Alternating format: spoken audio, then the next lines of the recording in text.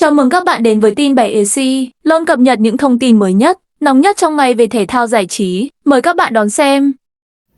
Đời chốt chuyên của nữ đại gia 6 đời chồng, 19 tuổi bị chồng bạo hành, 25 tuổi trở thành tỷ phú, cuộc sống hiện tại gây sốc. Từng sở hữu khối tài sản khổng lồ nhưng cuộc đời gian truân của mỹ nhân này lại khiến không ít người phải xót xa. Hứa Thuận Mỹ được mệnh danh là nữ tỷ phú nhiều chồng nhất Đài Loan.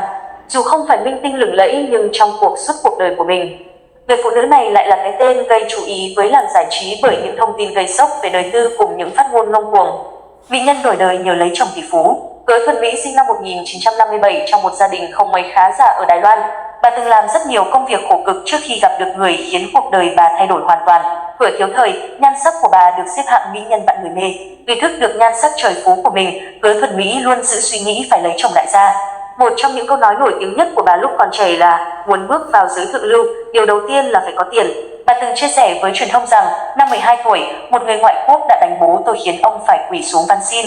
Nhìn thấy cảnh tượng đó, tôi tự thề với lòng mình rằng trong tương lai nhất định tôi phải trở thành người giàu có. Năm 19 tuổi, Thuận Mỹ đã lọt vào mắt xanh của ông trùm Lý Văn Thanh.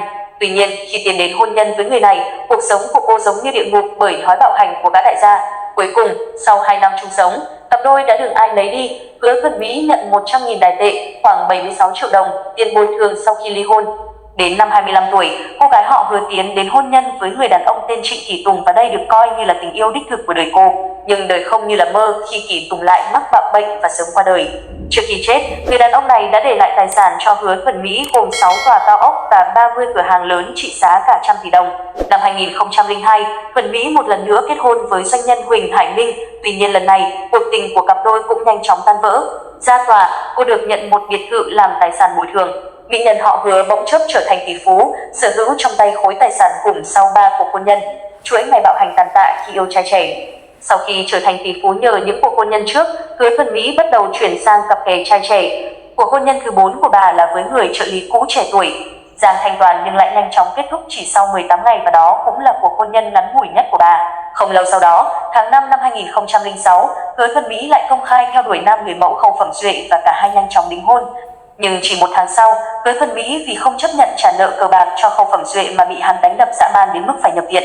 Và vì nguyên nhân này bà mới phải đi phẫu thuật thẩm mỹ về sau. Sau mối tình này, Hứa Thuận Mỹ lại lần nữa khiến nhiều người bất ngờ khi không ngần ngại chi 2 triệu Đài tệ để gặp nam diễn viên Lâm Tông Nhất kém 22 tuổi.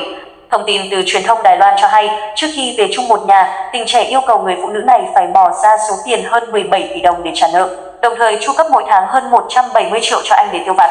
Năm 2007, Hứa Thuận Mỹ tổ chức hôn lễ với Lâm Tông Nhất. Đây đã là cuộc hôn nhân thứ 6 của bà, nhưng một thời gian sau, bà lại bị chồng bỏ rơi. Thời điểm đó, bà đau đớn đến mức liên tục đòi tự tử. Hứa Thuận Mỹ đã rất tuyệt vọng về tình yêu và hôn nhân, bà đã thể sẽ không kết hôn lần nào nữa. Bên cạnh những cuộc hôn nhân tai tiếng, Thuận Mỹ còn có những phát ngôn khiến nhiều người thẳng tay lên án. Điển hình trong một cuộc trả lời phỏng vấn, khi được hỏi về lý do bỏ rơi con ruột duy nhất, Tiểu Vũ từng được phát hiện đi lang thang ăn xin ngoài đường phố. Thuận Mỹ nói rằng đứa con này được sinh ra từ những sai lầm trong quá khứ. Bà vô cùng hối hận nên không thể sống cùng nhau. Hành động của người mẹ này khiến công chúng vô cùng phẫn nộ. Trải qua 6 cuộc hôn nhân, Hứa Thuận Mỹ thì đọc khi được phỏng vấn rằng nếu tiếp tục quen bạn trai nữa sẽ không được chết hẳn hoi. Giờ đây, ở những năm cuối đời, bà sống trong cô đơn dù trước đó từng có một thời thanh xuân lừng lẫy. Hiện tại, Hứa Thuận Mỹ khiến nhiều người ngỡ ngàng khi chia sẻ với truyền thông rằng bản thân đã quy y cửa Phật, không màng thế sự. Bà thường xuyên đi lễ chùa và muốn đối xử với bản thân thật tốt. Nữ đại gia cũng tuyên bố không bao giờ tái hôn nữa.